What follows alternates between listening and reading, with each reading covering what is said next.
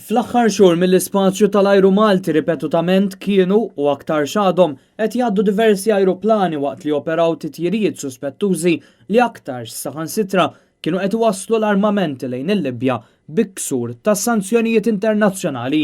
Dan joħroġ minn investigazzjoni tal-għaqda mhux governattiva C4Eds li jikxef diversi titjiriet mit-Turkija lejn il-Libja billi għaddew minn fuq Malta.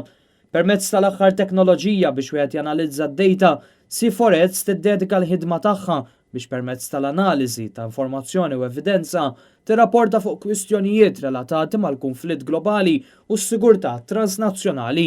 L-investigazzjoni li wettqet din l-għaqda u li tolqot direttament lil Malta hi dwar il-grupp Global Aviation and Services li għandu diversi rabtiet mat-Turkija. Tantu hekk li l-istess kumpanija li fl-2006 bidlet isimha l-Global Air kienet fil-mira ta' investigazzjoni ta' Nazzjonijiet Uniti dwar diversi trasferimenti ta' armi lejn pajjiżi Afrikani f'mill-inqas żewġ episodji differenti. Fis-27 ta' Settembru tal-2006, ajruplan tal-ġar tal-merkanzija niżel f'Bajdoa, Somalja, fejn wassal diversi vetturi tal-gwerra u numru ta' uffiċjali militari mlaħqa mill-Armata tal-Uganda, it-titjira tħaddmet mill-Global Aviation and Services Group.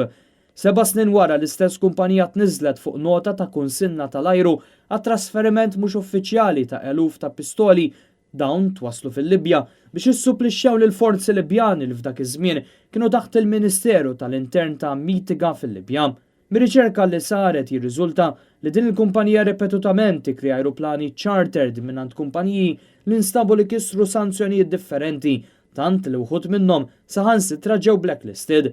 Il-qofol tal-investigazzjoni huwa dwar kif il-grupp uża ajruplani charter dal-ammont mhux identifikat ta' titjiriet lejn il-Libja fosthom titjiriet mit-Turkija lejn il-Libja u fi żmien meta n-Nazzjonijiet Uniti kienet diġà imponiet diversi sanzjonijiet fuq dan il-pajjiż.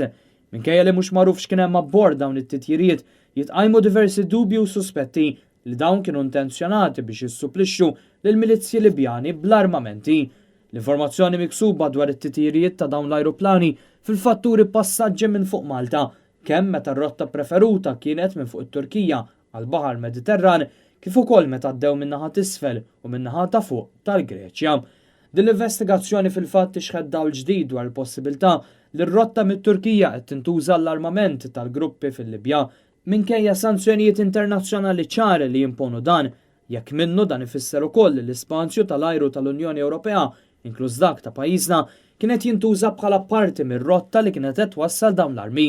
Dan l-istazzjoni ilu 3 ijiem li bat mistoqsijiet lill-Ministeru għall-Affarijiet Barranin immexxi mill-Ministru Carmelo Abela, staqsejna fost oħrajn reazzjoni uffiċjali tal-Gvern Malti u f'każ li d-dettalji huma konfermati x'azzjoni ttieħdet minn pajjiżna madankollu s'issa bqajna mingħajr risposta.